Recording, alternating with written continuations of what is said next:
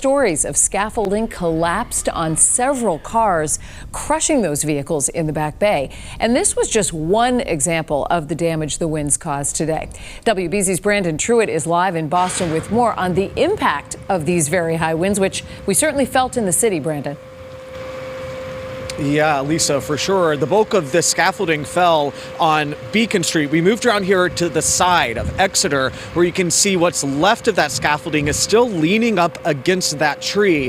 The thing is, they can't remove that without a crane, but the winds are still too strong to do that.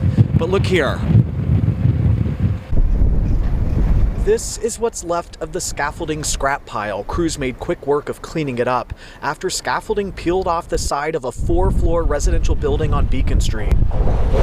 The mangled metal landed on cars below. One belongs to Katrina Iserman's daughter, who happens to be out of town. Well, she learned from someone else, from WBZ coverage, that in fact her car is under that scaffolding. I'm glad she wasn't here. I'm glad she wasn't in the car. But now we can see his bedroom window's broken, and I saw it hit the street, and then we just ran downstairs because we didn't know if anybody was walking. Boston officials say no one was working on the scaffolding nor injured. The signs of these winds were all over the city. Fencing at Copley Square's construction site couldn't hold up.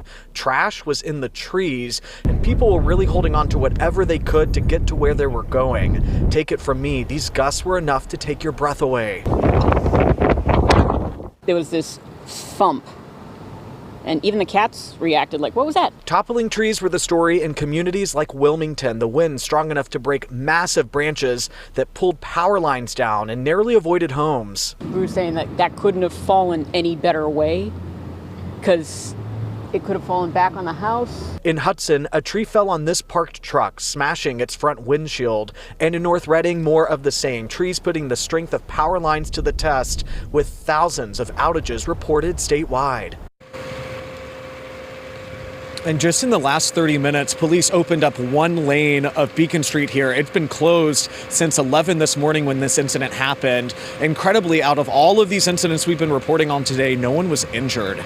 Live in Boston, Brandon Truitt, WBZ News. Yeah, that is so lucky and remarkable. Brandon, thank you.